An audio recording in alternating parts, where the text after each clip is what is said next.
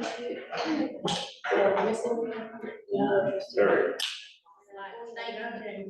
I can just sit back and Okay, we'd like to call to order our SEAC meeting for Thursday, June 22nd, 2023, and we will begin with the land acknowledgement. The Durham District School Board acknowledges that many Indigenous nations have long-standing relationships, both historic and modern, with the territories upon which our school board and schools are located. Today, this area is home to many Indigenous peoples from across Turtle Island. We acknowledge that the Durham region forms a part of the traditional and treaty territory of the Mississaugas of Scugog Island First Nation, the Mississauga peoples, and the treaty territory of the Chippewas of Georgina Island First Nation. It is on these ancestral and treaty lands that we teach, learn, and live. I'd like to follow this by the DDSB Indigenous and Human Rights Statement. The Durham District School Board recognizes Indigenous rights are distinct. In the exercise of those rights, Indigenous staff and students shall not be subject to action that will, with the aim or effect of depriving them of these distinct rights. The Durham District School Board is committed to learning and working environments that center human rights and equity and are safe, welcoming, respectful, equitable, accessible, inclusive, and free from discrimination. And we'll move on to the roll call. Beginning with our newest member. Hi, my name is Charmaine Brown. I'm a representative from Ontario Parents for Vision for Children. I'm John White. I'm the American School of Geographics. How Durham Down Syndrome Association. Rowan Jarvis Learning Disability Association, Durham Region. Jen McLaughlin from Savannah, originally Black Parent Support Group. I'm Kelly Miller, trustee, Durham District School Board. Josh Fulham from Maximum City. Katie Constantopoulos from Maximum City. Michelle Property Assistant Lead for Inclusive Student Services. Lisa Ryan, Recording Secretary. Andrea McCauley, Superintendent of Inclusive Student Services. Eva Kyriakides, Association for Bright Children, and SEAC Chair. Okay, we also have regrets this evening from Morgan Cameron, one of our members at large, as well as from Hannah Nguyen of Easter Seals, which tonight would have been her last meeting. So if Hannah's watching, I just wanted to say a quick thank you to Hannah for her contributions over the years at the SEAC table. Her voice has been very, very helpful and informative over the years. So I just wanted to recognize that publicly.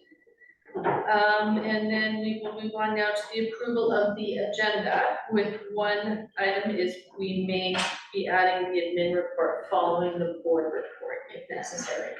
If everybody's okay with that, can we get a motion to approve the agenda? Kara, seconders? Kelly, all in favor?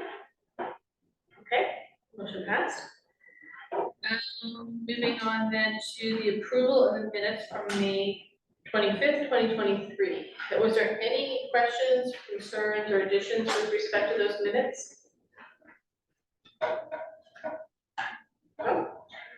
Okay, can we then have a motion to approve the minutes? Sarah, any seconders? Minutes. Jen, all in favor? Okay, motion passed. Okay, then we are moving on to our open discussion with our consultants. We want to welcome Maximum City, a representative from Maximum City with respect to our multi-year strategic plan consultation.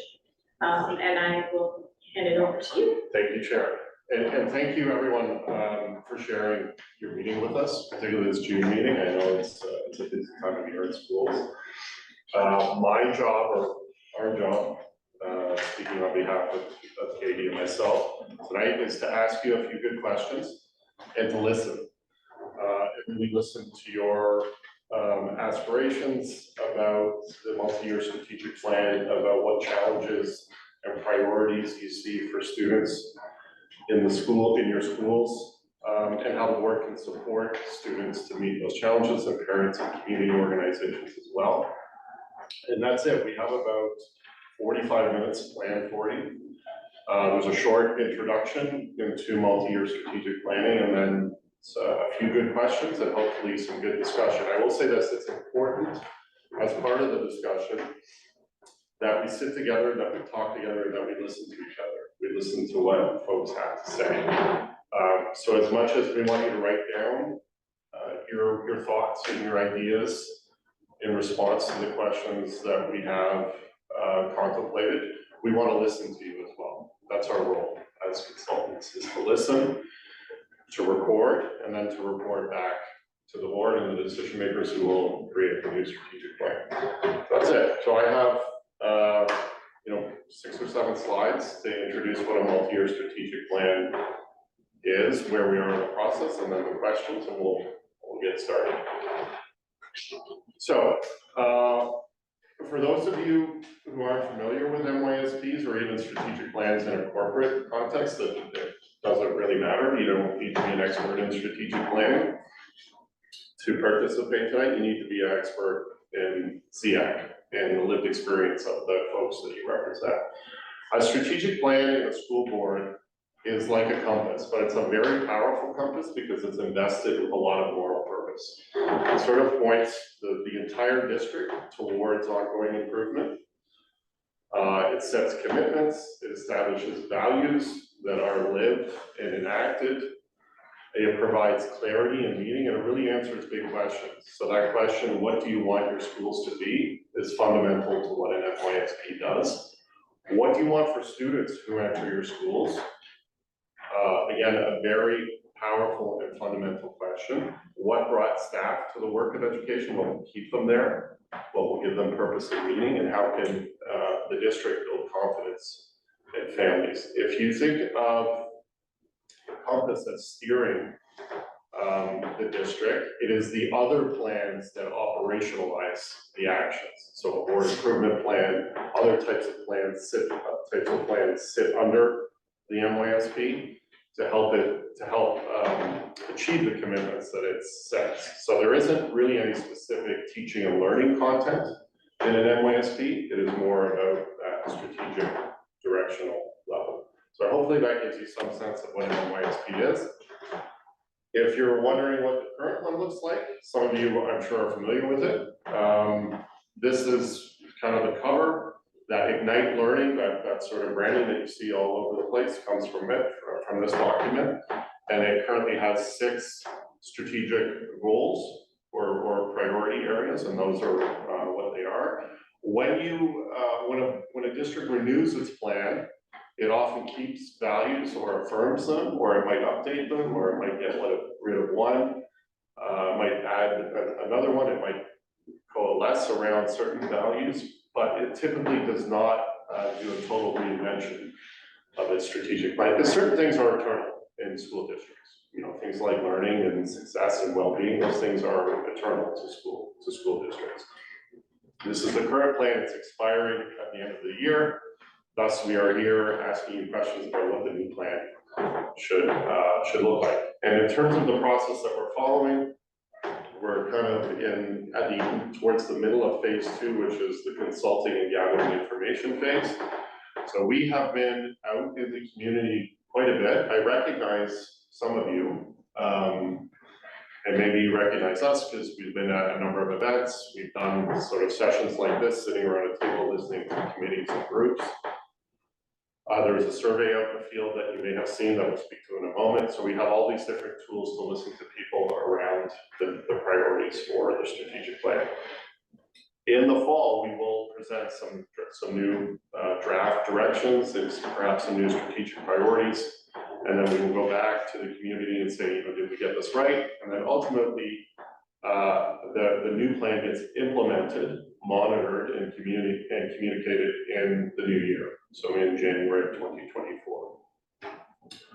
I'm going to skip these slides and get right into the questions. So we have 5 questions for you. 2 are sort of icebreaker questions. And the barrier for entry should be quite low for these. The first one is, what is working well for you in your particular sort of relationship to the board? So it may be a community partner, maybe a parent, maybe both, right? Certainly SEAC members often represent both of those. So we want you to think about what's working well in a very sort of broad, high-level way. As a parent, as a community partner, as a staff member. And then just write down, we have some materials that Katie will distribute in a moment, or right now perhaps.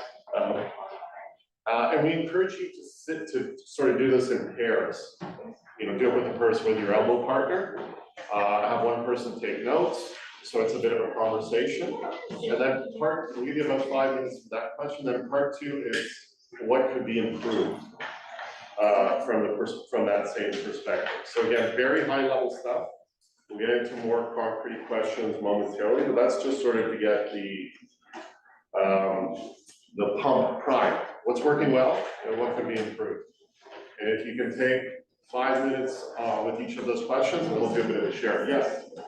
Yeah, you can, absolutely. There's no limit. Andrew. So we're currently live streaming. Yes. So usually, sorry, through you. Yeah. Practice around the table is, SEAC has always appreciated the opportunity to gather in small groups and then bring it back full table. Yep. If you're comfortable and Eva is comfortable as chair, we'll queue to go offline for the next 10 minutes so that we can do small breakouts. And then we will gather back on the live stream for when you do a culminating so that we're publicly sharing our input, but that the smaller groups can have time for dialogue. I appreciate that. Is that all right? Yes, yeah, that's perfect. Thank you, Chair.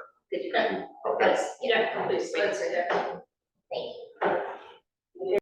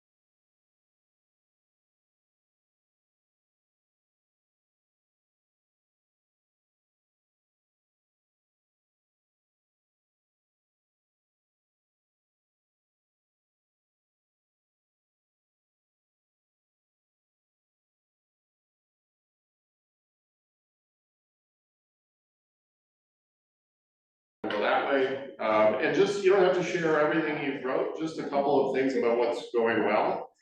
And what can be improved, and it's important that we hear each other, so I look forward to it. Wonderful, okay. Yeah. And you're watching. And we're live again, so, we are going to sort of go around the table, starting with us, move this way, and go through, our comments on what's going well and what could be improved. We were talking, the board, communication is very good, like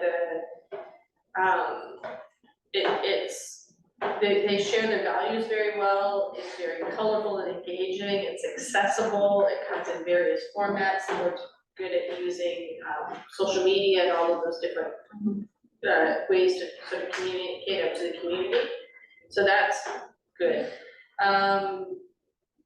From a perspective of around this table, it has always been it always values the voices around the table, like anything we talk about is really taken to heart and implemented, sort of brought in through the policies, and we see that. And it makes what we do around this table worthwhile, right, and very valuable to us. So that we don't feel like we're just saying stuff and it's being like, yeah, and then off, and things are being done however, the board wants, kind of thing. So that's nice to see from our perspective. What could be improved? Ensuring, I think the biggest thing we've always hear, I think, across the table is the messaging across sort of different levels, right? So what needs to be improved is sort of the messaging from the board needs to be consistent with the messaging that the school admin is giving, that the teachers are giving, and that the parents are getting, like that it's the same. It's not people getting different mixed messages, some people being told this, some people being told something else about services and what's available and what accommodations they can access and things like that. So I think that's one struggle. And then the ongoing assessment of successes or not of different accommodations. So often IEPs are put into place and then year over year they're kind of just rolled over. Unless the parent goes, hey, or something comes up that's really kind of needs to be addressed, they just kind of move forward, and there's not a lot of discussion on, okay, let's take a look, what's working well, what's not working well, should we make changes each year? And if it's determined at the end that you don't have to, then that's fine, but it's that process that matters, right? That it doesn't feel like it's just a rubber stamp each year of the same thing. So that's what we came up with. Thank you. Over here to Donna and Tara. Yeah. Okay. So we had three lenses. We had staff member and parents and community partners. So we turned to look at that from those. So sort of echoing from what's going well, especially around the table.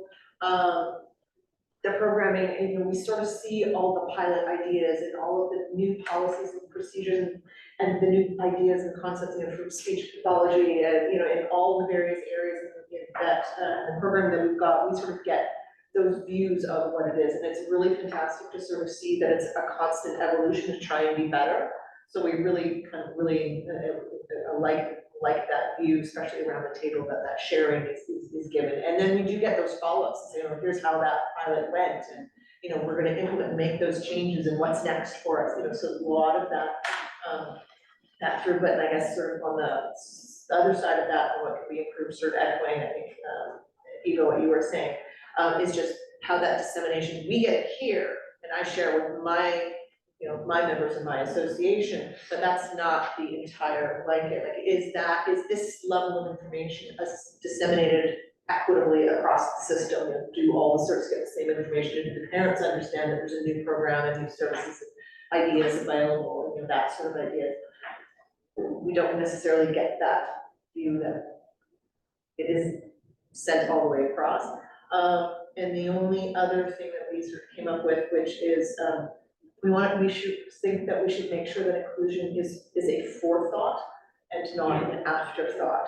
In a lot of cases, myself, I've had the same thing happen to me, as well as a lot of parents in my association as well, say that I have to ask for something before I get it. But if, and I'm a parent who's actually a fairly strong advocate, but there are a large number of parents that are not, or don't know how to advocate for their children effectively. So are they missing out on being successful because their children are not being included and they don't know to ask? But I'm flipping it back on that to say, this should be an assumption that all of our children should be included, and that we should be planning programs and services and extracurricular events and assemblies and all sorts of things with that thought in mind, saying, we think Jimmy's gonna wanna participate in this, how do we make it happen for them?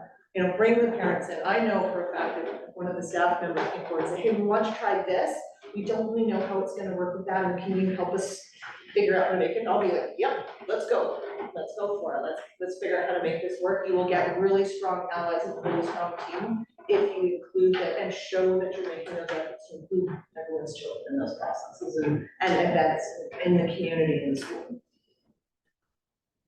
Can I ask you a question, because there are sort of two things there, I'm wondering how they might intersect. So there's a group that's being communicated to effectively, right? That's the group, and then there's a group who are not advocating for themselves for multiple reasons. Is there overlap between those two groups? There can be, I think, because that's been a conversation we've had around the table in the past as well, as part of what we want to do as SEAC is how to help parents understand the processes, because the institution that is the education system is quite large and quite daunting and can be a very scary place, especially for new parents coming into the system. But understanding how the processes work, especially with special education and IEPs and the IPRC processes, and understanding how you can advocate who's available to help you and support your child, and that team that is surrounding our kids. Who are they? How do we help them? How do we interact with them? How do we do that? And making that less of a feeling like we're keeping the parents at arm's length, but it's a team group, and at that whole, it's a collaborative effort. If you have your team and you know who your team is, you're much more likely to engage, and you're much more likely to get a much more successful process out of that. So we've been trying to, as SEAC, I'm speaking for everybody, sorry, trying to figure out how we can be better serving our parents and the communities and the community agencies that we represent to help with that knowledge of advocacy and push that idea that it's a team and you are to be part of it. It's behind closed doors and you have no say, you have no input. I think from that, some of our parents can be very intimidated by the process, right? So Yes. they're less likely to ask. And especially if it's a new parent that English is not their first language, so there could be language barriers, there could be all sorts of different barriers to that, that we have to sort of try and peel back. So from an inclusion lens, again, so we have to accommodate and assume and figure out all of those different methods, including parents into all of those conversations as well. Okay, the next question is about inclusion. So hold some of keep some of your powder dry for the next question. That was a really great chance. All right, sorry, can we move to the next group? Oh, yes, no, yeah, I'm sorry. Sure, it's okay. It's my handwriting, so for Rowan and I, we were a staff member and a community partner and a parent. So for the first question, what is really essential is the ability to be able to have that two-way communication. So to communicate directly is essential for around this table to trustees and senior team to get action and a direct response in terms of concerns. So really around access to information. And what could be improved, again, from a staff member, community partner, and parent is feeling that there's a limited by the positionality of SEAC as advisory, and don't make direct changes, but advise, and what does that actually mean, and how far can they be an advisory group? And the other component was both Rowan and I have math brains, so we are always looking at data and a feeling that don't have enough data to represent what is needed for change and how do we know that something is needed for change without the data. So I think that there was some area of improvement we were thinking around data to drive policy and procedure for change. Yeah, I think with respect to the data, as much as we see the pros, we also know the cons. Data needs to be interpreted correctly, because it can be used, against you. Oh, 100%. And so it's a process to figure out what data you're collecting, what is the end goal, who's interpreting it to collect the data, and who's interpreting it once it comes out to illustrate rather whatever point that needs to be illustrated. So I think it's, as an example with the Learning Disability Association, we recently had a scholarship partner with DDSB, and we were trying to figure out how many of the grade 12 students have been diagnosed. And, there's not a direct number for that. And it is what it is, but it would be nice to have that information. But that's the tip of the iceberg. There's, I'm sure there's a lot of areas where, and there's only so many people, but there's a lot of data I think that can sometimes be used to help solve problems and figure out, okay, how do we get to that next step? Well, what are we working with? Well, I'm not quite sure. Right? Well, if you have that data, you might be able to figure, okay, this is what we're working with. We know where we are, we know where we can go. Yeah. Yeah, data can be sort of a double-edged sword. It can be, once a number starts to drive too many decisions, it ceases to be a useful number. It becomes a tool of oppression. We said that too. We said it's half and half. Like it's, do not let the feelings and the emotion and all that, don't push that by the wayside. That is just integral because we're dealing with human beings, right? Mm-hmm. So that can never be lost. But I think in order to, part of the idea is, okay, that's great and that's, I would say that's paramount, but sometimes we need to back up and go, this is how I feel. What does that mean? Maybe what you feel is different from what I feel. Okay, well, I know from the last 2 years I've been recording it, it says this, it kind of makes sense. So in concert with, definitely not instead of. I like that a lot. Thank you very much. Fantastic, we'll move on to Jen and Kelly. I wrote down the points from here from the lens of a parent. So what I found, dealing with the DDSB, especially the educators, that you really have to advocate for yourself. And on the most part, I've been quote unquote successful to have receptive educators, because once I determine that the ones that are not going to be on board with me, I am going to find someone else. And this is actually how I ended up being on PIC and SEAC. And another good point with the TDSB is actually this group, the SEAC, because this is where parents like myself have gotten lots of information and have actually gone back to the educator and presenting them with the information that I've gotten from this meeting. So that's the positivity with the board, with the group, and also with the educators. What needs to be improved, I second what Tara said, is that you really do have to be a parent and advocate for your child, because you can be really lost in the system. And the information is not tangible, it's not there, you have to dig and you have to search. For example, on the DDSB website, for a group like SEAC and PIC, it's not visible. Parents don't go on the first page and you don't see it there. You have to really search, and if you don't know what you're searching for, how are you going to know? And a lot of parents have given up because they don't know that the tool and the resources are there, which is very great. We have great resources, but if it's not being utilized and used effectively, what use is it? Yeah, so I think you're identifying a problem that could solve some of the challenges we've heard about people not having access to information, right? So you've identified a barrier on the website to clear information, where to find it, and this is certainly, Katie, I think, something we've heard from other groups as well, not just SEAC, about where on the website do folks get the information they specifically need for their own sort of students' sort of needs and things like that, for their children's needs. So I think you're affirming what a lot of folks have already said, and also, you know, it also picks up on the others. So thank you. Trustee, Miller, you want to, you've been through this a few times. Right, so I just wanted to add a few things that came up just in terms of discussions that come up with parents and the general community.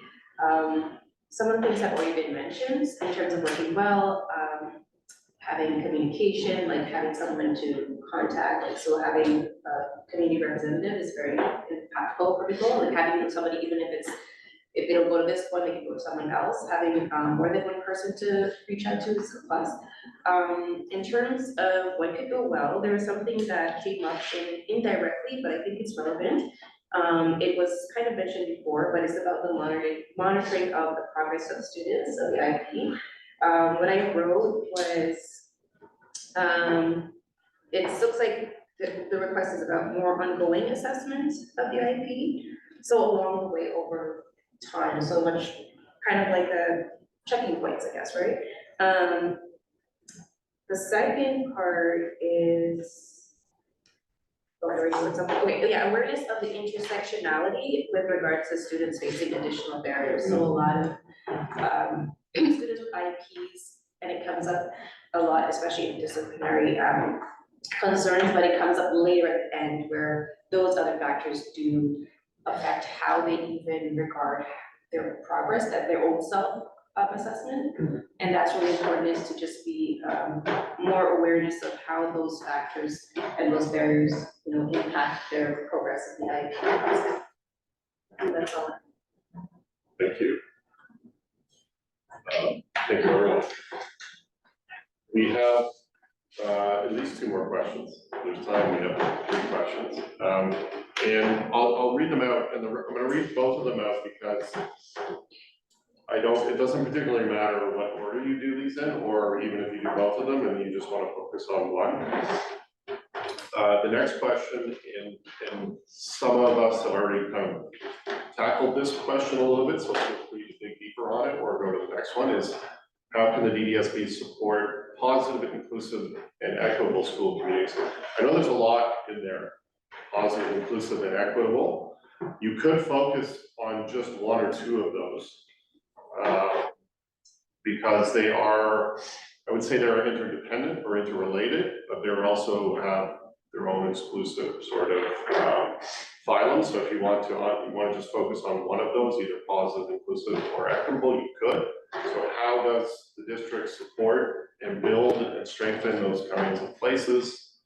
The school communities, not just the classrooms. I don't want you to think of just about the classrooms, I want you to think of the hallways, the parking lots, the communities, all the spaces that make the third spaces, everything that makes up the school community.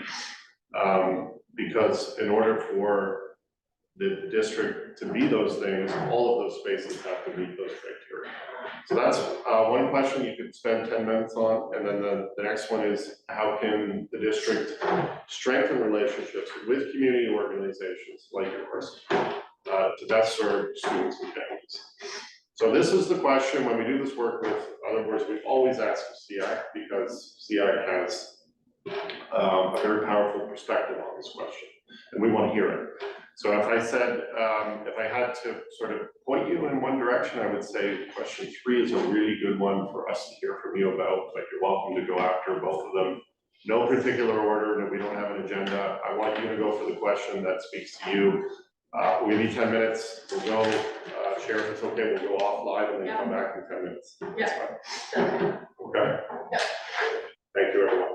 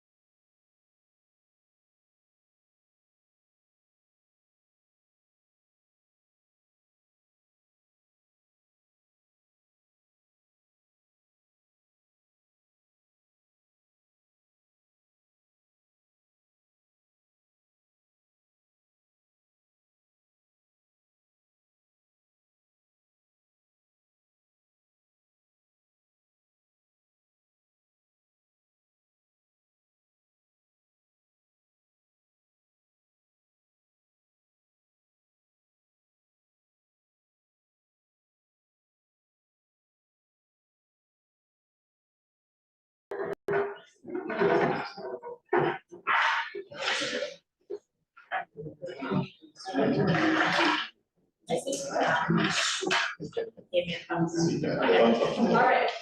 so we're back live again, so we're gonna bring it back to the central table, and we're gonna start at this side of the table with Jen and Kelly this time. We looked at the lens of engagement, getting groups of DDSB more engaged so that the information can be disseminated better or more appropriately. And an example was given, like the beginning of the school year, they could like have an open house and have all the different groups there. For example, the PIC group is very, very popular. So if we could gather with the PIC group to promote what our services are or what our resources are, I think that would be a great idea. Thank you. So, we're doing question number two. Help us by identifying your question. Okay, so- That's okay, I think I know what you're responding to, but it's helpful if you. So we actually did question number 2 and started question number 3. So question number 2, I think,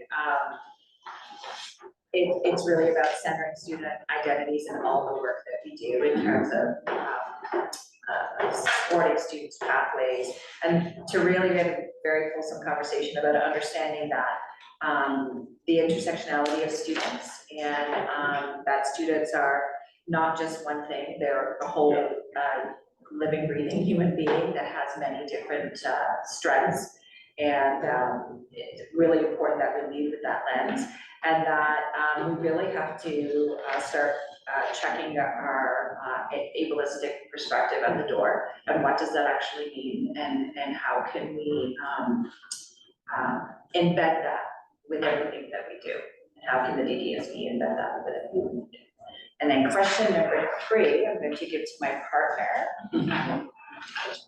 Let's see, I'm doing the best I can.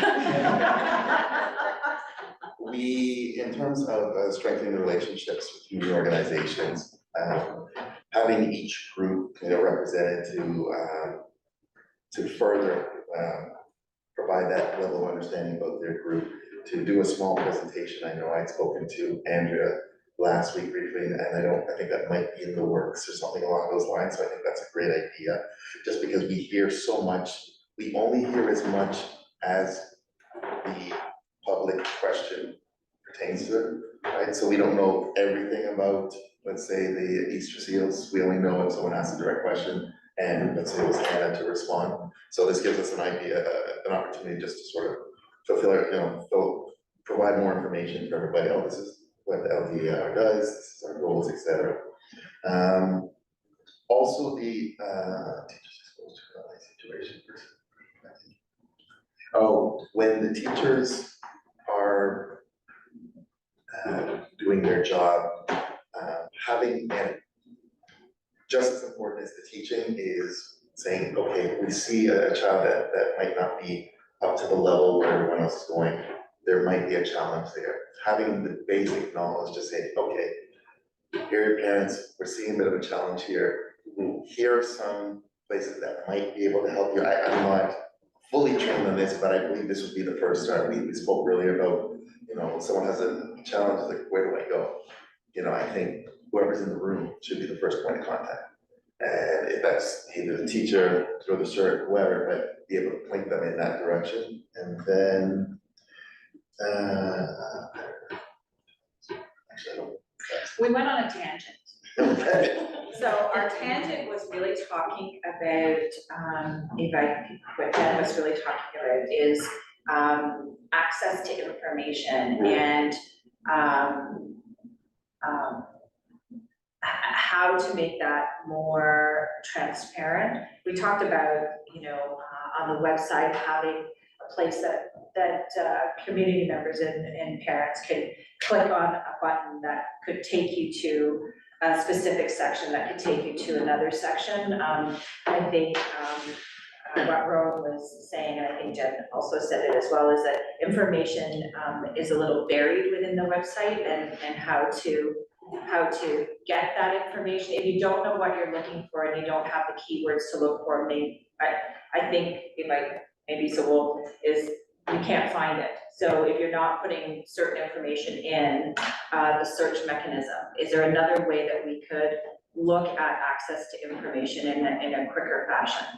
I was just gonna, just instead of, and this is maybe exaggerating a little bit, but hypothetically, instead of having 20 sets of information on one page, have a link, a general link to, because there's many different topics. So let's say, click here if your child is having challenges, general, then they click on the button. And now there's different sections. There's, it's because, perhaps reading, perhaps accessibility, whatever it is. But now you've got the different tabs, and now, okay, I recognize that. Now I can move into that further. Whereas if that is on the bottom, and we were just discussing, it's like 80% of people in Google will only click on the first 3 links, something like that. So information's there, but we just won't necessarily do that. So let's make it easier for the parent to find what it is that they don't know what they're looking for. Right, help them find what they don't know. That's precisely, thank you. So, I mean, this is amazing stuff, because I think this is sort of an existential question for school boards now, is how they handle their digital presence, because 10, 15, 20 years ago, this was not an issue. But now, parents want information, they want it quickly, and they need to be able to access it in a fundamental way. So do school boards need to invest much more expertise, much more time, and much more resources into developing a strong digital presence that does the things that everyone is talking about? What I'm hearing, in this district and others, is yes, that needs to be front and center for school districts. And I It's a think strong digital presence. The one part that we just want to hammer down is that the information might be on the page. I'm sure so. Whoever designed it, Yeah, tick, we got it done, Right. but now it's the, so then how do you Yeah. find it? yeah, no, that's super interesting, and I love students are not, I love that. Students are not their behavior, they're not one thing. Thank you very much, appreciate that. And I know we're gonna run out of time, so I know you said you started to answer question 3, so keep writing if you want, because we'll take it home with us and enter it into the data, and we'll move on. Thank you.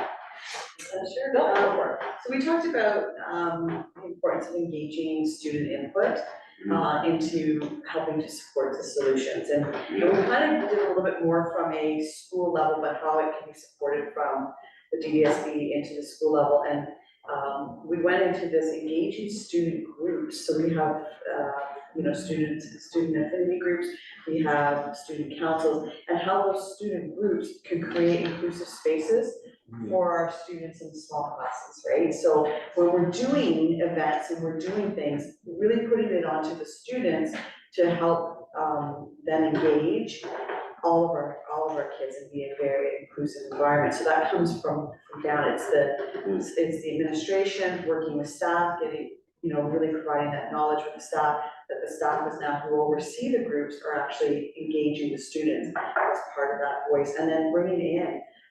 We talked about the example about our grad socials, right? Where we had EAs say, well, why can't we come to the grad social, because that would open up the opportunity for students in small classes to go who normally wouldn't go because they are uncomfortable, right? And it's like, my first thought was, well, why can't you come, right? But of course you can come.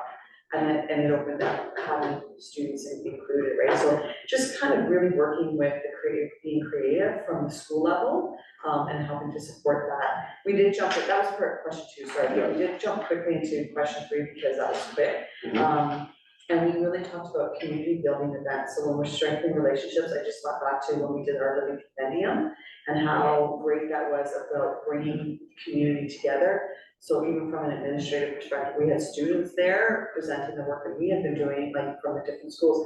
And the administrators got to go around, we got to connect with trustees, we got to connect with community organizations, parents, with each other to see what was happening and that whole networking amongst everybody involved in the community. So our parents, guardians, caregivers, community organizations, staff and everything. It was just a wonderful food, everything. It brought everybody together. So just think of how can we do that for different opportunities when you're looking at special education or inclusive student services too, provides opportunities for voice, and that strengthening of relationships, so we thought about that as well. That was good to do. Thank you. Do you, so is there do you have a name for that peer-to-peer building of inclusive spaces? That, the way, what you described is very powerful, so if it comes from the student and they're building it amongst themselves and with peers, I'm just wondering if there's, we can call that something in our. Well, I like what you said when you said peer to peer, I just see it as, us opening, I'm not sure, just opening up the ability for, we're building leadership within all students when we're looking at inclusive spaces, right? So we have some very, very engaged student groups. Why not harness their power for good? Like honestly. Totally. They're building tolerance and inclusion and leadership skills and creativity and just that whole sense of community as well. Because school is not just about class. It's about the going there and the friendships that you foster and lunchtime, and recess, and extracurricular, and prom, and track and field day, and movie night. I don't know what we do anymore, because it's been an awfully long time since we've been in high school, but all of those events definitely need a much more inclusive view, right? Because again, it's that a lot of our students need that as additional supports that aren't generally there in those additional outside the classroom structure. And it's amazing once you tell, like, as soon as you say it to the kids, it's amazing where they're like, oh, we can do this. Oof, they go and you're like, oh. The culinary competition from Uxbridge that we got that presentation on. That was. Oh my God, that needs to happen everywhere. That was just absolutely amazing. Just that, I got goosebumps watching that. It was so absolutely amazing. I just had a quick, sort of an example of student leadership in that area was when I went to the, it's called Queens on the Rise. It was for the transition for Ajax High School for the transition for the grade 8s to high school. And they had different student leaders from that were older, and then they helped the students, and it was amazing to watch them. They were initiating the activity. So at different programs, you can utilize students who may not be in the general, doing other activities or on leadership groups. And when it comes to those programs, they get opportunity to lead an activity with the students, like that peer-to-peer. That was awesome to see. I mean, lots of stuff happened at that. It was good. Like from coding to cooking, they did a lot of stuff. And when parents see that, it's incredibly powerful, right? So if students are doing these things, creating inclusive spaces, practicing inclusion, tolerance, and parents see that, that is an amplifier of those values that you cannot, there's no other way to create that. And for parents to see it, it's incredible. So, yeah, thank you. And the final words. Okay, well, we did go through question 2 and 3. We started off with saying accessibility needs to be at the forefront of all planning. So from lesson planning to trips to extracurriculars to schools and how things are done, school events, accessibility has to be at the forefront of that plan. Schools themselves, we're talking truly accessible. Often doors and elevators are not working or they're turned off because maybe somebody likes to play with them. So that student who needs it is having to ask to have that elevator turn back on or that door, turn back on as well. So lighting to the lines in the parking lot. Crosswalks. The stairwells. Yeah. Like Stage access. Stage access. Yeah. All of those things. All of those things are always afterthoughts and. And so you can't say that your school is inclusive when the structures within it don't allow inclusivity to happen. So you can't say a school's inclusive and your door, you press the button to open the door, and it doesn't work, your school's not inclusive. So just because some people are feeling happy, doesn't mean that inclusivity is happening. And then the other piece I was thinking, and it was mentioned about the intersectionality, that all of these things, accessibility also has to be thought through a culturally relevant lens, right? Because how people experience their challenge will look different, sound different, based on all aspects of who they are. So it's not just about, we need to know our students, we need to know each student and what they need. And when we think about our spaces and what we do and the language that we use, and you had a great example about elevators. So yeah, we have an accessible elevator, but it's way at the end where the caretakers are. Right. Why would I, as a student, wanna do that? That is further identifying me as different than everyone else within that space. So when you have that, then there's no inclusivity. That's not a positive space. When I have to spend an extra 5-10 minutes to leave class early to get to the end of the hallway where the caretakers are, not that there's anything wrong with caretakers, I'm just saying, but, you know, to use the elevator to get down. Or in an elementary context, if a student uses a mobility device as part of their daily living, their classroom always has to be on the bottom floor. So if all the other grade 8s are on the top, are on the second floor, and one grade 8's on the bottom floor, that's not inclusive. So just thinking about design, thinking about this access, and then thinking about that culturally relevant piece, especially for parents. So when you're having an IEP meeting at PRC, and it's not culture is not being considered, that's not being inclusive. And then that's where the barriers come up, that's where parents feel like they're not being heard. When the language that's used in an IEP is so inaccessible, even to somebody as a parent who has experienced this, and I have several degrees. And when I go and I read that, and it doesn't make any sense to me at all. Now, I have the agency to be able to speak to that, but many parents do not. And back to what we shared before around language barriers, et cetera. So all of those pieces have to be considered if schools are going to be, and a board is going to say that they're inclusive. Back to, you know, what my partner shared, it has to be at the forefront of everything. If you support those students, if you support all students, if you put them first, you're gonna support all students.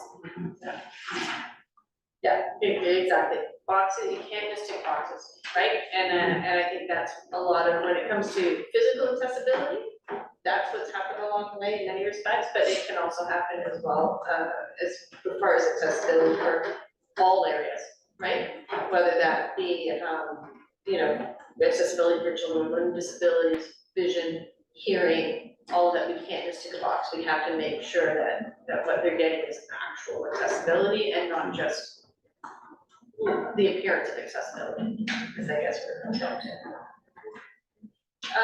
And then as far as DDSB strengthening relationship with community organizations or committees like ours to best serve students and families. We were talking about, we'd love to see schools make requests, because I know there's lots of SEAC members who would do it, to go in as SEAC reps and talk about the committee and who sits on it and what they can do to help, and how the parents can, you know, how parents and teachers can also use those resources, right? Because I'm sure there's lots on the Learning Disabilities website, I know there is on the ABC's, the Association for Brain Children's website, on different things that they can use to help motivate their students and help encourage student achievement. So I love to see that being brought in to talk with SECs or staff, the student community councils. Sure. Sorry. Yeah, student community council meetings or staff meetings, or even the events. You know, schools are putting on events all the time to invite SEAC to have a table at events, so that parents, another way for parents to to be able to access the knowledge that sits around this table. And again, it goes back to the website, we said it's easier to find things on the website, like it's a drill down process on the website, so to find SEAC and SEAC reps. And an actual person contact. Yes. If I get to a part of a website and I found my way to where I want to, and then it's just the general mailbox, or it's the general, then as a parent, I don't wanna click on that. Because I don't wanna have to tell my story to 5 or 6 different people to actually get to the actual person who's gonna support me.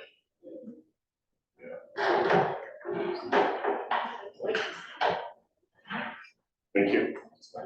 Yes. There's something that came up to me a few times, but I was kind of waiting to see if this would come up around the table, but there was the aspect of the student and their participation in their own process.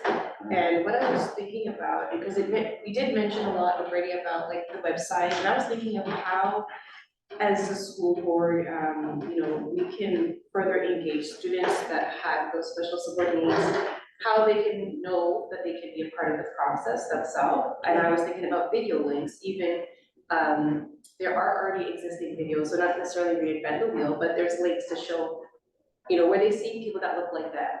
So this breaks the stigma as well, because I know for a lot of students, there's a stigma to, having, to access different supports from their peers. So, so dispelling the stigma and possibly using a video representation to support them in the process. There's lots of students who have a variety of different, needs, challenges, whatnot, abilities, disabilities, who are influencers within the board. Like, those are the students we should be accessing to do exactly what you're sharing. Like, how do we use what they're already doing out there and to support what's happening here? Yeah, it goes back to the peer-to-peer sort of power of the peer-to-peer stuff. Thank you. Don't feel like this is the end of the conversation, because we're gonna stay and listen for a bit. I want to share our next steps. I want to thank you for bringing such informed and thoughtful perspectives to this conversation. Keep writing if you want. It's all the information you write down will be put into the process. And this slide in front of you here shows the next steps. So there's a survey out there for folks to answer. Do you know when it closes? Closes soon. I believe the end of the month. End of the month. So and that can be accessed on the board's MYSP page, which is pretty good and accessible to pick up on a thread. It's very easy to follow the link to the survey. You can also sort of post your own self-facilitated session if there's interest in that, and then we will be reporting back to the board in the fall with some new strategic directions.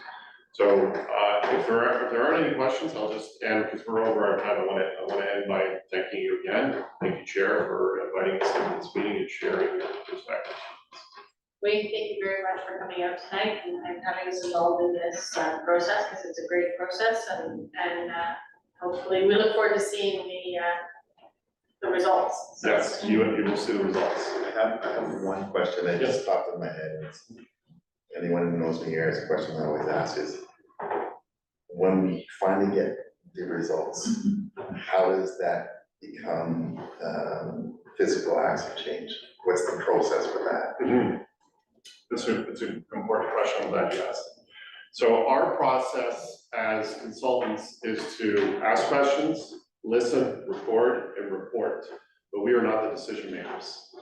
We will give recommendations and strategic directions and advice, but ultimately the decisions are left up to the board and the leadership of the board. So I can answer on our behalf, and I certainly have faith in the leadership of the board at Durham, but that is the process. So we will report back. We will actually show you what we heard.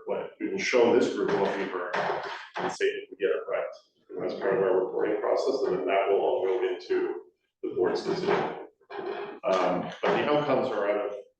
I work consultant, Yes. That's what I figured, and I just, that was one of our concerns, is like, when we do this, how does it affect change? And we were saying, as SEAC, we're an advisory committee, so we're limited to a point. I think as consultants, you're also limited, so I just want to make sure information goes to the board, and then the board at the end. Okay, that's fine. I think based on what you commented, it just reminds me, I had a conversation with you a few weeks ago in terms of ways that we can, as a whole, as a community, how when we do things like strategic planning, how we show the feedback in the visual and literal representation. In other words, we're taking the feedback and it gets presented in actual commentary, like visually somehow, right? Because that sounds something towards or can you explain it in a way that kind of, does that make sense? So Sure. in other words, the visual, so if we said we had a question or so we said, for example, it would look something like this. We heard from the community, we heard from, and then it kind of, it somewhat gets implemented in some of the response in a somewhat a visual way. That was an idea that I had thought of, just so that it creates that response back that is actually seen.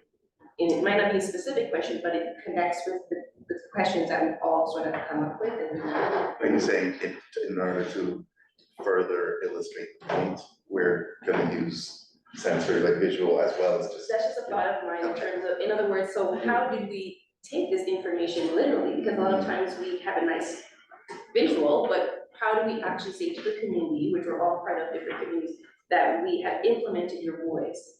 So that was just a thought of literally representing that in some way. Yeah, it's interesting, I do remember the conversation we had, Trustee Miller. Our process is, when we structure sort of our reporting, it's sort of what we asked, what we heard, what we recommended, and then the final step, which is out of our hands, is what's being done. Right, so it's those four things, and they make a very good sort of feedback loop, right? You start with the questions, you listen, you report, you make recommendations, and then the action comes. And there's a good visual sort of, there's a good way to represent that visually, to your point. And we're about, 2/3 of the way through that process, and it certainly speaks to what you've described.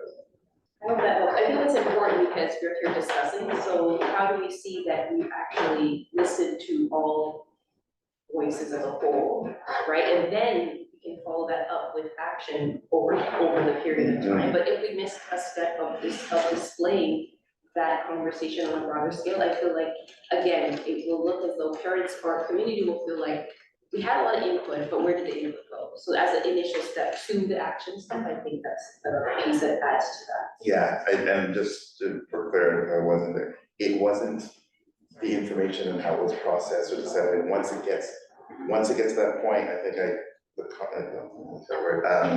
got to that point, I understand that, and then you presented to who and what did they do with it. That was the point, it was at that point where I said, because a lot of times we have great suggestions in here, how many suggestions have we put to the ministry, and we get a letter back, and we appreciate your input, so I just want to know who was going to. Okay. But I understand what you do, and you've done everything to your point, and now it's up to the board to do what they do, so that's all I was just trying to understand the process, there was no finger pointing here. And I would say you have a more direct line of accountability to the decision makers and the board than you do to the ministry. So, if you, when you see our report and you see our recommendation, hold their feet to them. That's kind of what I'm, exactly. Right, so as part of it is I don't mean to throw it back on you, but part of the role of this group as an advisory committee is to advocate. And I know the people around this table are good at advocating, I know that. Very shy. So we will do our jobs and you do yours, and that certainly puts the right amount of pressure and support on the decision makers to follow through. And that piece of data that you're coming up with will be, imagine, as well. Thank you. Okay. Thank you. And should be. Oh, yeah, we're gonna collect those. We're gonna Yeah, collect thank you. those. Okay, no worries. I got caught up in this conversation, so. That's okay, Colin. Hold on these. Yeah, we'll collect those. Okay, Yeah, thank you. Thank you. Okay, so our next item on the agenda is item 8, the SEAC Parent Guardian Survey, the initial results. Thank you, and through you. So we did communicate to SEAC that we did extend the timeline. So in terms of our communication plan for the survey, designed around this table, we did a direct email out to the parents and caregivers of students with IPRCs or IEPs this year and or initiated for next year as well. And so when we did a little bit of a snapshot, so that means that there's just over 12,000 eligible for respondents. And as of June 15th, we had 1,012. So in talking to Josh, fairly good, but we wanted a higher return rate. So we did a second communication out, of which SEAC received a copy from Lisa so that you knew what was being communicated to families. Just with a thank you if you've had a chance, please take a look if you have not. And I do not have the most recent, it closes tomorrow, so I didn't ask for an update today.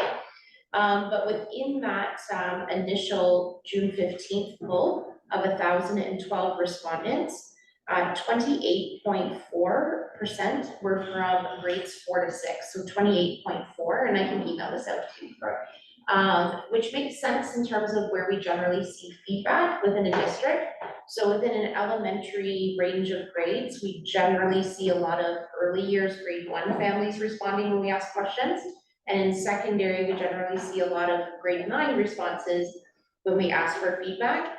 And so when you think about special education programs and services, we come through early years and primary grades, and we've had conversations at this table about how some families enter into the school system with a lot of information and diagnoses, and that's our starting point. And other times it's as we come through developmentally in primary, so it does make sense that for a SEAC survey, that the junior grades is that initial kind of largest bubble in terms of that feedback. Amongst those that did respond, 60.2 have children who are in regular class placements.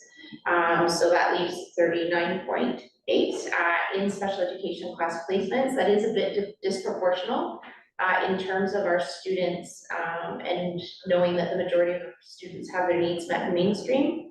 But it also speaks to when we ask about special education's programs and services, quite often those that are engaged in more intensive supports and services have a higher response rate, so not unexpected in terms of that. In terms of the questions, and again, this table really simplified, so for Josh and Katie and Charmaine, SEAC has done surveys in the past that have been very detailed and taken an extensive amount of time because they've tried to survey on everything. And so feedback to SEAC was the families that we really need to hear from shouldn't require childminding in order to answer the survey. And we're asking exhausted families who are doing a lot of self-respite. And so we took quite a few months to develop the survey around this table because we kept paring it down. And did we need identifying information because did we want to drill it down to a school level or did we want to keep it district feedback? And at this table at this time, we decided district feedback was where we were. And so basically the questions were what's going well in terms of communication and what can we improve on in terms of communication? And then specific to the IPRC process, when and how much input did you have in the sequence for your child? So in terms of just the initial results, how satisfied are you with the communication level from your child's team? And that could have been defined however the family chose to define it. 35% indicated very satisfied. And when we include somewhat to very, it goes to 71.6. So some good news, but also a large opportunity for growth in there. And then did you have input prior to your child's IPRC? 65.3%, so about 2/3. Ideally, we want to see that number at 100% because it's really important that the IPRC meeting itself is confirming decisions, not where they're actually decided. And so that consultation ahead and input ahead and voice and choice in what are we figuring out and how are we doing this together along the process. So again, good news, but not where we want to be in terms of target. I just did a really quick look at the qualitative. And so again, after it closes tomorrow, Chris and Leslie in Assessment and Accountability, who you've met, they'll be doing a deep dive and we'll be bringing a really thorough analysis in September. And I would say it's nice to hear the narratives of where it's going well. There were some really lovely comments shared about the impact of relationships in schools and with inclusive student services team members and how where there's good open communication and collaboration, that's going really well. I kind of go, that's great, and we'll figure out how to share that. What I really want to know is what we need to improve on. And so some threads that echo very similarly comments around the table. So I just pulled a couple. Families asking for early contact where challenges first emerge. So to Rowan's point, so Rowan, when you were speaking about that, I'm like, family said it too. So that please call us early and have those conversations up front so we can work together. Communication, to some of Jen's points, what are the available supports and how do I find out more about them, and don't make me work to get them. Have them, where do I get that information, because when I need it, that's where my energy needs to go, not to finding what I need to help there. Inclusive communication, so again, at a school level, making sure that school communication is reflective of all students in the community, and also planning for communication. So a few suggestions were, in the initial conversations about relationship building in September, set up how are we gonna communicate about the child's success or with the children. Opportunity to increase communication from integration teachers. So again, keeping in mind that almost 40% of the respondents have children in specialized placements. A lot of information from the primary teacher, but as students are out in integration and have that second classroom that is also their classroom, parents are seeking more information from the teachers that have those portions of their child's day, and increasing information on teams and availability of support. So I think it really aligns with the goals that SEAC had. So we were looking at developing the survey. It was around what can we do, as Eva said, to help parents and caregivers. And so that awareness of services, and then the themes very similar to tonight, increasing knowledge and advocacy. So I think it's kind of going to keep going in that direction.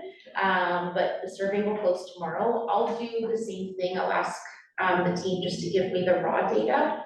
And before we close out, well, we don't really close out for the summer because our programs run, most of them, but before we transition into kind of summer schedule, I will send an email to SEAC updating these numbers based on the survey close, just so you know how many families responded in terms of that context of change from June 15th. So you have that when we come back together in September a little further, but enough that the information is considered valid in terms of a district reflection. And I think some really good points for us to talk about as a committee in how we can address some of the items that families are bringing forward.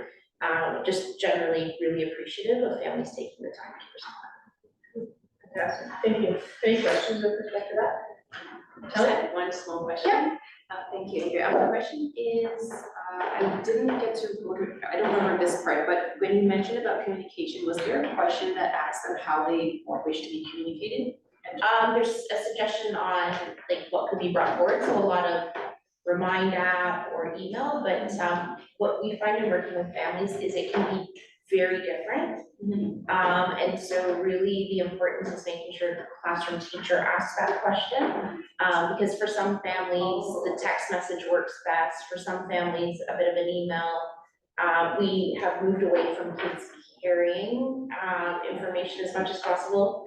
But just, and then how do we build students' efficacy and helping them communicate too? So we won't ever standardize it as a district, because to me, it needs to come from the family towards us in terms of the family's preference for communication, frequency. I just thought of that, sorry, just as a kind of a constant thing, because again, like you said, there will be such variety, but I was interested to see how people respond in terms of digital, because for example, I've learned even myself that at the high school level, there's not a lot of distribution of like, you know, physical information. It's a lot of things are online or on like things are posted in different ways for in schools set up. So I just was curious, but I think that's a good. Very fair. And I think a lot of that shifted too with COVID. So I think a lot of schools were, to Josh's point about digital presence and persona of schools and district, that COVID largely jumped the removal of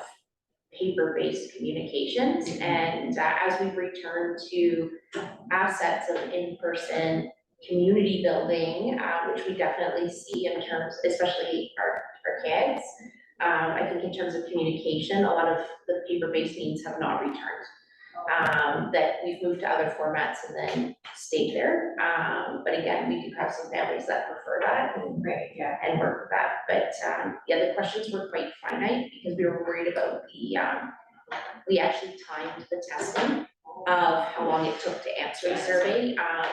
Easter Seals, I think Hannah was largely lead on bringing forth that. And then the other data point is that we had the survey translated into the 7 most spoken languages by Durham families, including English, and then the 6. We did not have any requests for translated versions. So it might be, for me, then that's a wonder about the communication of the availability. Because we did make it request-based, not to fill up an email, but I wonder what would have happened had we just embedded all 7 links and said, okay, but we can talk about that when we bring the survey back. But I think it's an important data point. That is interesting. Any other questions? Okay, thank you. Then we are going to move on to number 9, which is the staff report, starting with the board report. With Kevin? This time, I would say that from the board, there isn't any report, but from my standpoint, as a board representative, I would just say that I am looking forward to the new school year. I think as a team, we have been, had a lot of challenges this year. As you can see, there's a lot of things that came up in terms of how we can do things differently. I'm looking forward to finishing and working alongside with the rest of the team for the strategic plan that we're all taking part of now. And so, looking for a year filled with some changes in terms of more inclusion and some of the things that we already have, but just to go a little bit, take another step further. So looking forward to a great year. I want to congratulate, of course, everyone who has graduated in some way, moving on to other things, moving out of programs who have accomplished their goals. And we're very proud of the students in all aspects of their accomplishments. So that's all I have to report. Great, thank you. Admin report? Admin report? We're very brief this evening. So I just want to say thank you to our board of trustees. As of Monday night, we have a passed budget, which is fantastic. So thank you to the board. As well, on Monday night, the Inclusive Student Services Special Education Plan passed. The draft watermark has been removed, and we are in process of submitting to the ministry. We will send out to all of SEAC. Thank you so much for your consultation over the past 6 months in terms of the development of the plan. I think the retitling to Inclusive Student Services to encompass mental health and well-being in addition to special education, while keeping it searchable based on what our families look for, really, really important. And then the only other 2 quick updates is that the ministry did release the new language curriculum this week. And so teams are fast and furious going through it. So we see a complete revisioning of the strands. So before we had reading, writing, and oral, and now it's based some functions of literacy. There is a 6-page parent guardian overview. Lisa and I will have that to you early next week, so that you've got that kind of what's new in the curriculum. You met Lisa Drake a couple months ago, our lead for speech language hearing.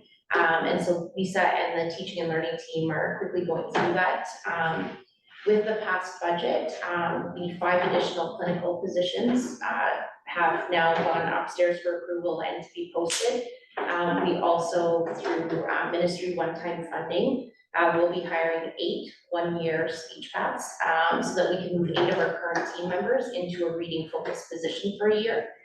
One at the older grades and the others at elementary. So really giving a bolster to how do we do the recommendations from Right to Read, aligned with the new language curriculum, pairing speech paths with teaching and learning curriculum coach, and embedding out in the schools. And then my final update is that the abilities track meet was Friday. We do have some photos, so I'll probably attach those when we send the parent guide out to you about reading. This year was the largest event we've had in Durham.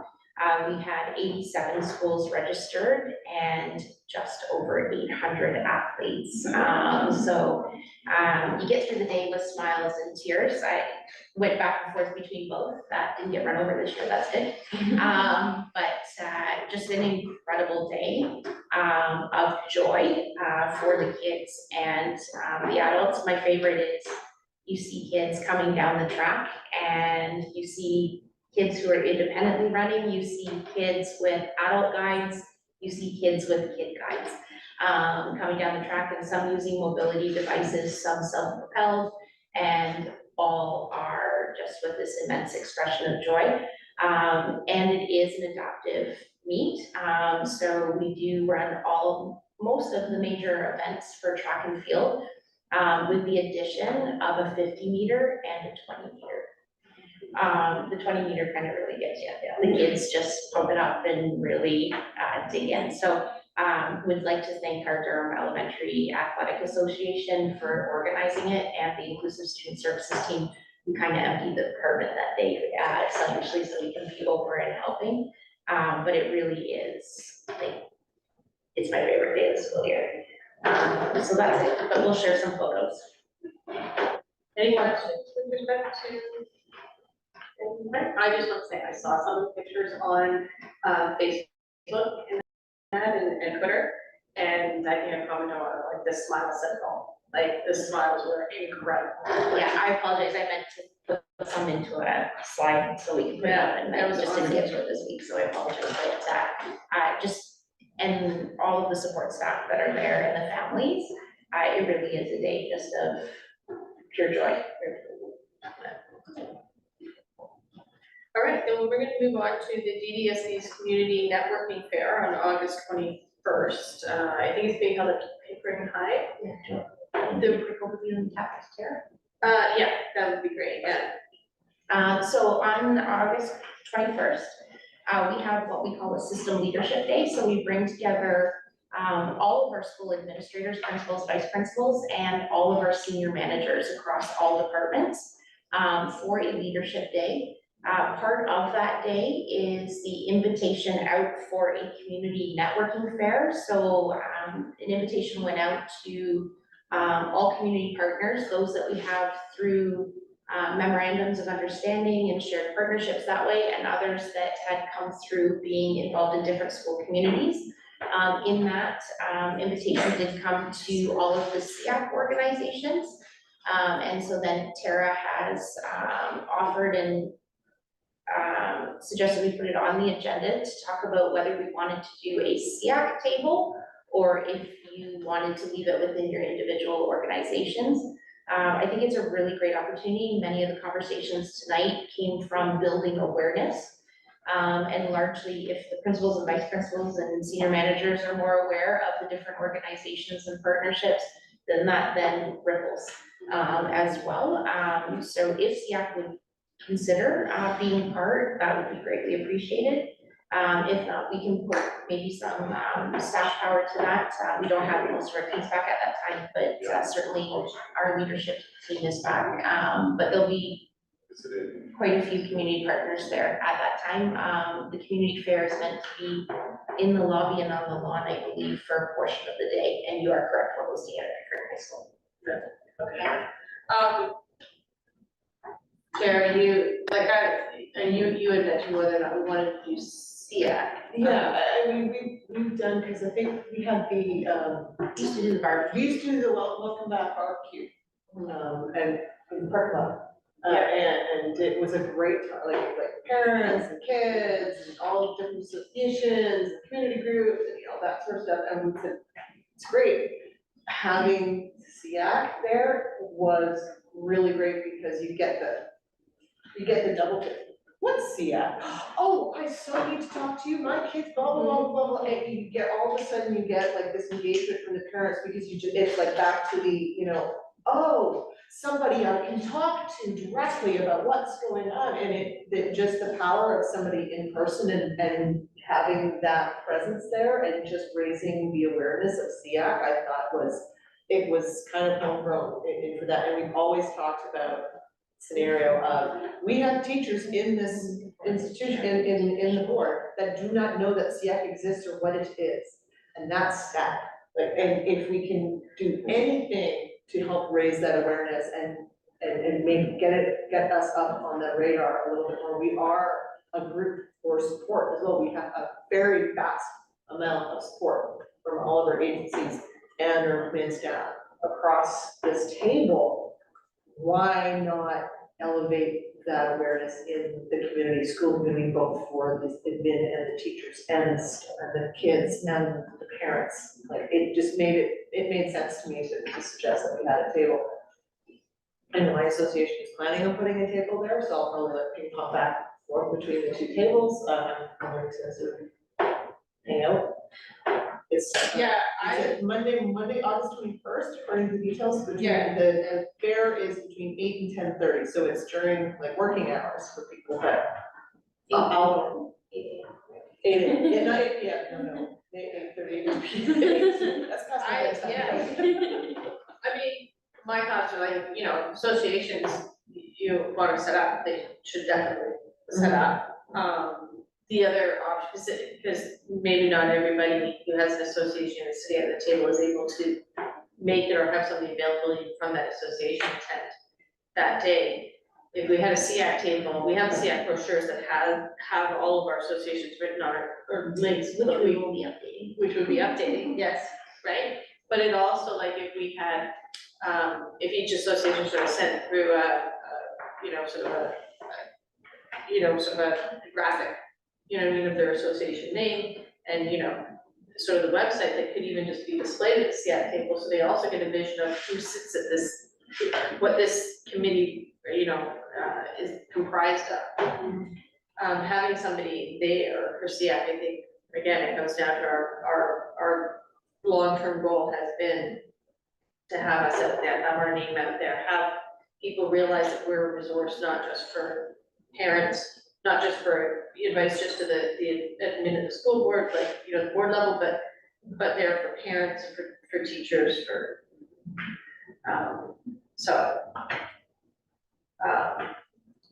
if so we'll SEAC, we can set up a table. And I don't know if anybody is able to man it. Does anybody have flexibility schedule-wise for that? It's tough for August, right? I would like to attend, I don't know if I would be able to stay the entire. At this, It's only 2 hours, it's only till. I'm sure I could make it work if Yeah, I would like to. I will be there in some capacity, so. it's on capacity anyway, so I'm sure I can be, or I'll either take a morning off or something and attend, because I think it's really important. I feel like the more of these things we are at with that logo, sort of there for everybody to see, the better we can affect it, change our, advocacy for our kids and awareness and change even mindsets, right? Because when you have those one-on-one conversations in settings like that, it can sometimes open up minds, right? Because sometimes people have these preconceived ideas, right? Like, I know the Association for Bright Children, we have a lot of that, right? Because people assume that it's academics only, which is actually the last thing that's important for the gifted program, for example, right? Because it's, for these kids, it's the being with people who think like them, talk like them, and act like them, right? It's that social and emotional piece that we haven't had that's so important for these kids. Academics is important for everybody, but that's not the main reason for the program. And that's a lot of things that people don't understand, right? Or I'm not understanding that, we have kids from pretty much all the associations sitting here in the program, right? So those things matter. And so when you have those conversations, you can break down barriers, you can break down biases by showing up at these things, and that's why I think it's important. Right, we'll put in and make sure that SEAC has a table, and then we'll circulate an email just with the inquiry of, are you able to come? What would you like your association? I don't think we'll have a lot of electrical access, but we might be able to put a laptop up and have the different associations have input into just a couple of key points of who the contact is, to the Sherman's point, and a couple key what can be offered through to families. Okay. Okay. Moving on then to the business arising from the minutes. The deputation to education finance was done, right? Thank you, Tara, for that hard work. Thank you, everybody, for So, input. yeah.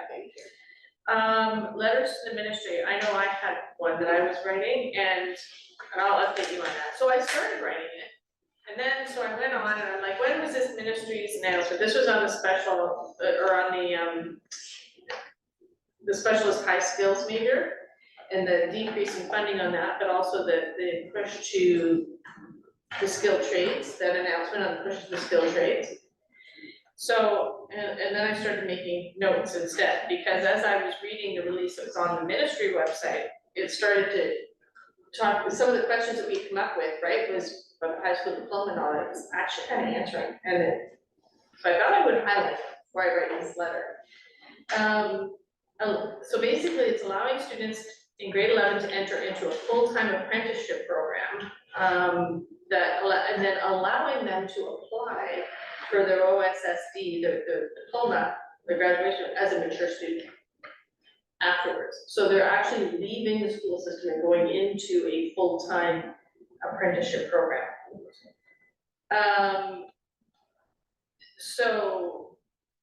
So that's the answer to it, right? There's actually no high school graduation. They're going to have to apply for their OSSD through mature student status afterwards. Not sure how that would happen. Would they need to write an exam? You know, that sort of thing. We don't know. Which I think explains the cut in funding to almost half for the specialist high school major, because one of the things, some of the stuff that's included in that would be apprenticeship programs, right? They want to enter into discussions with the trades that require grade 12 on how they lower the standard for the admission into the apprenticeship program for them not to have a grade 12.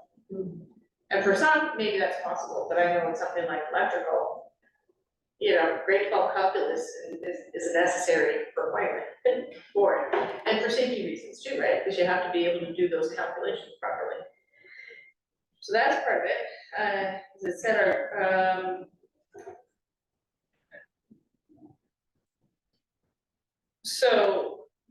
this is a great opportunity if the student,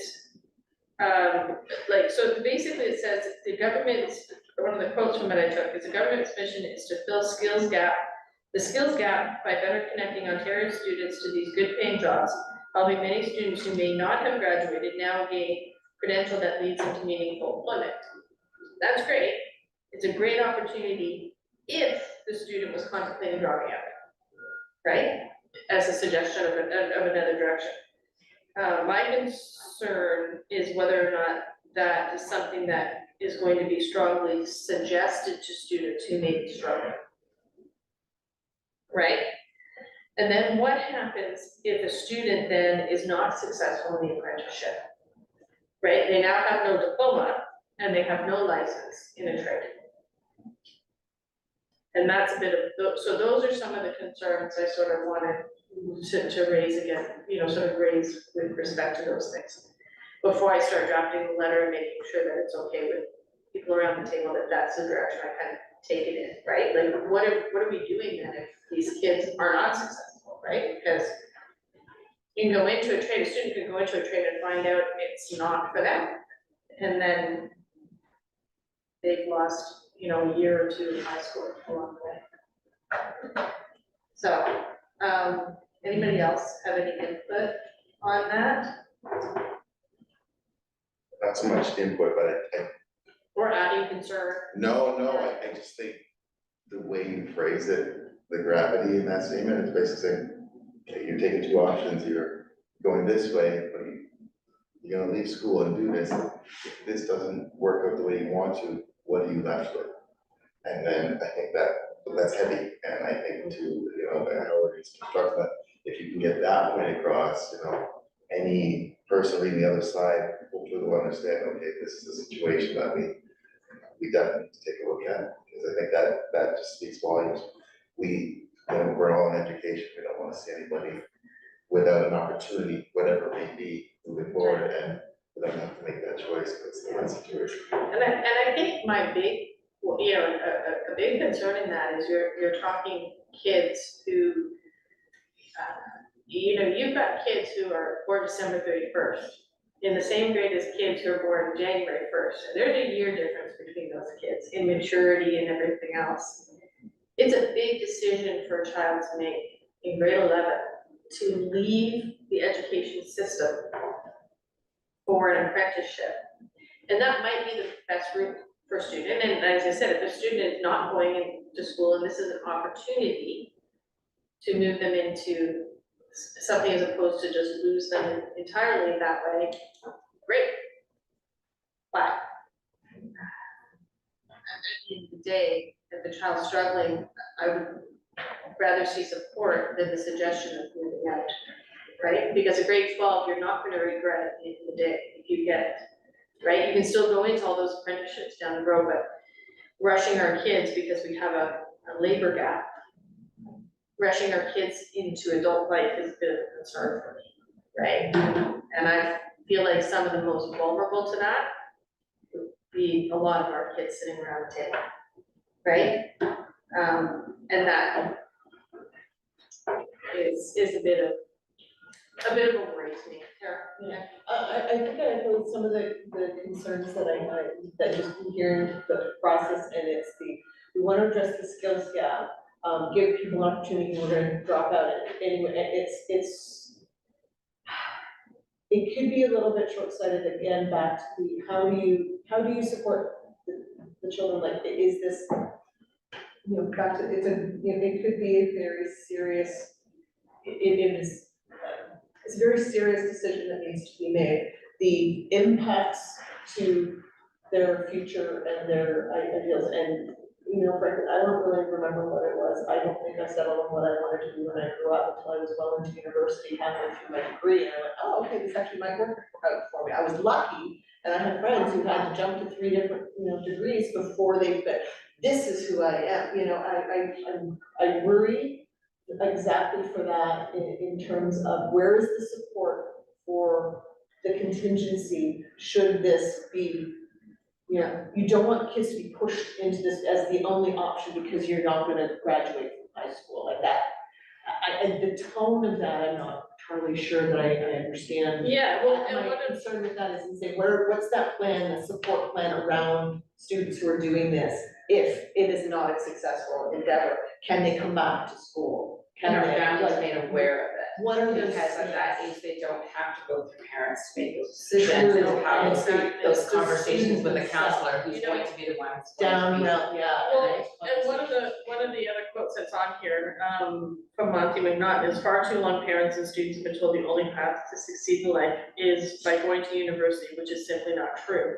And I don't really agree with that statement. I know that many of the schools promote the trades, they bring in, they have trade fairs and things like that, they do promote different pathways to success. At least I've seen that at DDSB. I don't wanna tell our kids, one of the pathways to success is to drop out of high school at this age and take on an apprenticeship program. Because 2 years difference is 2 years of maturity, because our kids are not adults, their brains are not adult brains, they don't think like adult brains, right? So often they want the shiny prize that's there in the moment. And that prize may not be as shiny in the end for them as they thought, and then where does it leave them? And I just feel like life goes by so fast. Youth and childhood and the teenage years and that social and emotional development that happens within the school system. You don't get that back. You don't get that, if you decide to, go back at 20 or 30 years old or whatever to do that. And some of this, or all of this, may be moot if any of those organizations refuse to drop their grade 12 requirement.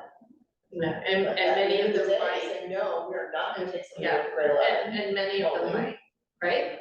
They- And because some of that speaks to safety, some of it speaks to, their reliability and readiness and things like that, right, in some respects, so. That racial component to this as well is definitely an oppressive component to this as well, because if they're targeting students who probably won't be successful in school anyway, when we look at it statistically, that's mainly Black boys. employees. Yeah. Are black males in the No, and- system. So, you know, that piece is coming into it as well. And then back to the intersectionality that we mentioned before, right? With a learning disability and Exactly. everything, so there's a reason why we moved away from tech schools, right? And that sort of defining process. And listen, my husband's master electrician, so it's got nothing to do with my support of the trades. We've, you know, he's been very successful in what he's done over the years, but it's the limiting of options very early, and that's been my fear all along. And it really, it kind of brings us back to that whole concept of, watched a video online, which I absolutely love, about kids doing well if they can. It's not opposed to kids doing well if they want to, right? When a child is not succeeding or not coming to school, there's usually a reason behind it. There's something behind it, and it's trying to find out as adults what that reason is behind it, and then try to work with that child to lift them up and help them be successful, help them want to come to school, instead of just saying, well, you don't wanna come, take this other path, right? That should be, in my opinion, post-grade 12, whatever direction is not wrong that a child takes, but we should be at least trying to encourage our kids to go through to that grade 12 level. I feel, and get that diploma. And then they have the world at their feet, right? As opposed to another way, so. So if everybody is okay with that, I'm gonna take the letter in that direction, now that I've seen this. Because at first we were asking, well, what happens with the diploma and things like that, right? Now we know, so. Okay.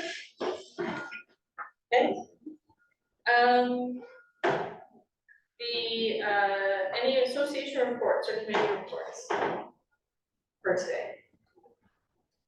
Yes, just the one, I don't know if it was an associate report or creating news afterwards, is I was talking before the meeting, the Learn Israel Association partners with DDSB every year to hold a scholarship, ability scholarship.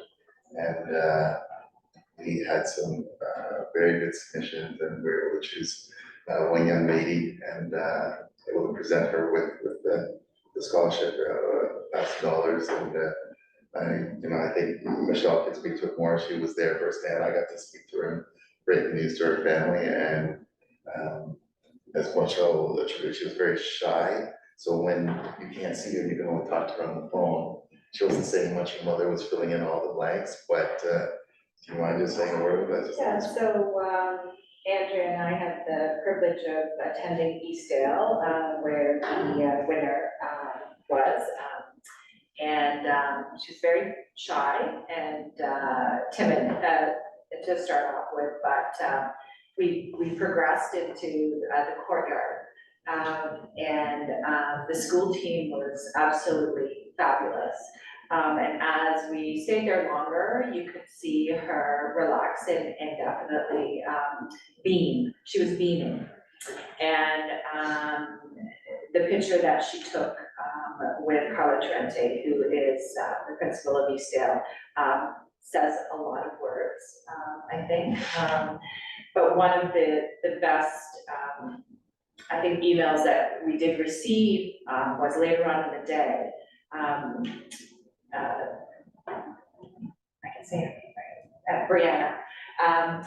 Brianna was laughing with her friends and incredibly joyful, and that was really the message that was sent. So we had a lot of very, very good submissions, and in fact phenomenal submissions this year. And I know it was really hard for the committee to choose, but I do know that from what Brianna told Principal Trente was, this is going to be very helpful. I'm so happy. So yes, thank you. And it was a joyous way to start our Monday morning. We did it at 9:15 on a Monday morning. Very joyful. And just quickly, what the submission essentially is, describe what it was like when you first started, and challenges you came.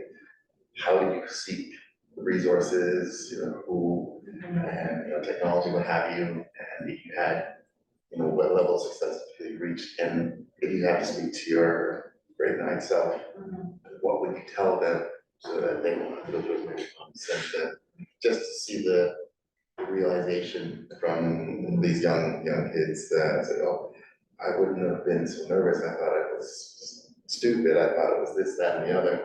So to see them come full circle and that level of empowerment is, yeah, so that's what I enjoy when I get a chance to read those. And Brianna's submission really showed, I think, that what she would tell her grade 9 self in the process of her learning who she is as a learner and the strengths that she has as a learner. So I think that really shined in her submission. Again, I just want to thank Michelle and Rowan as well, because the Ability Scholarship is always scheduled to be presented at board in June. And when the message went to Brianna and then in follow-up, that wasn't her comfort, the immediate response was, then what do we need to do for Brianna?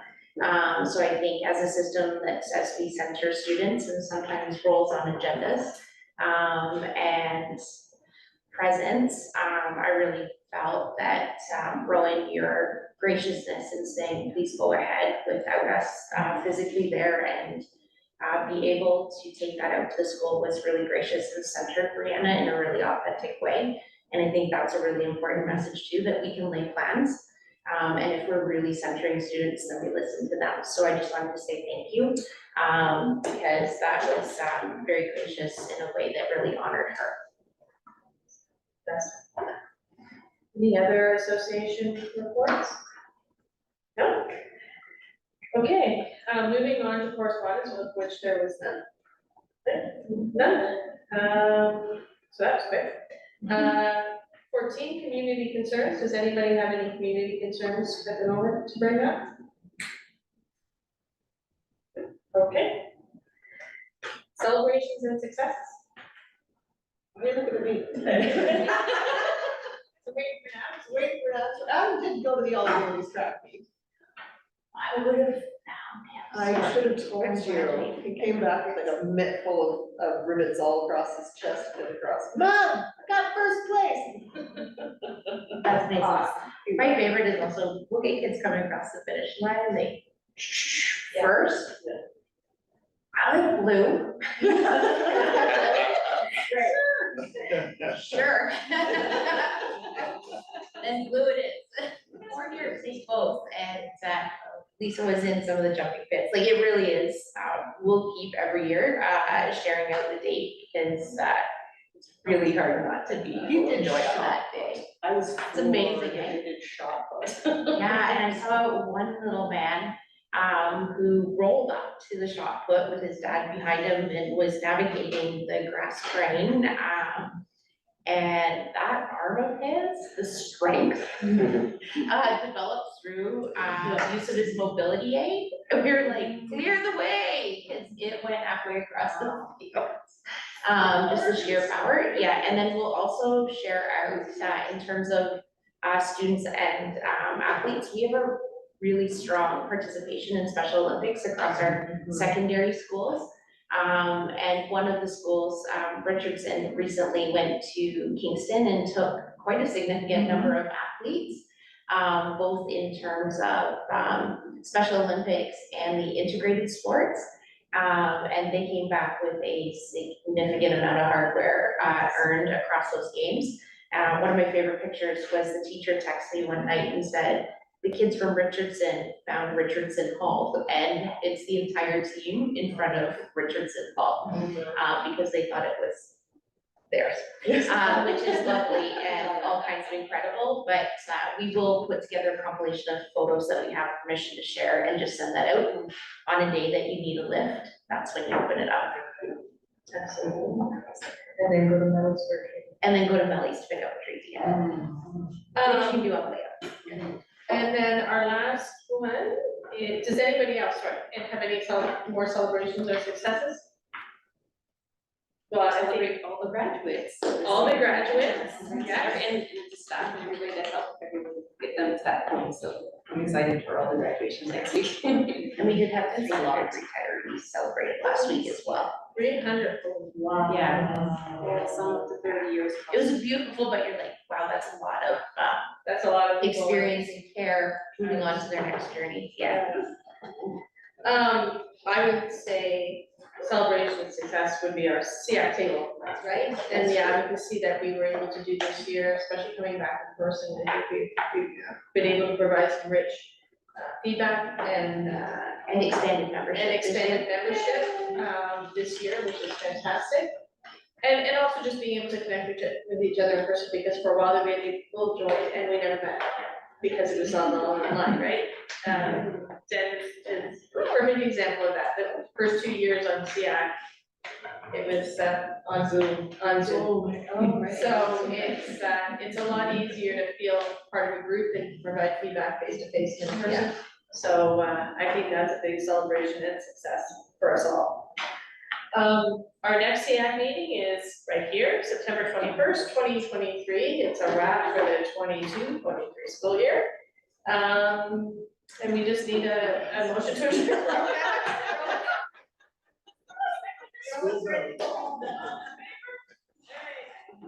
Thank you, everybody.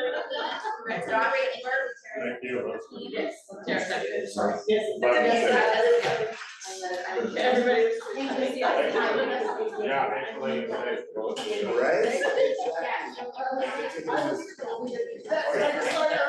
stay. Right? We were all like this the entire time.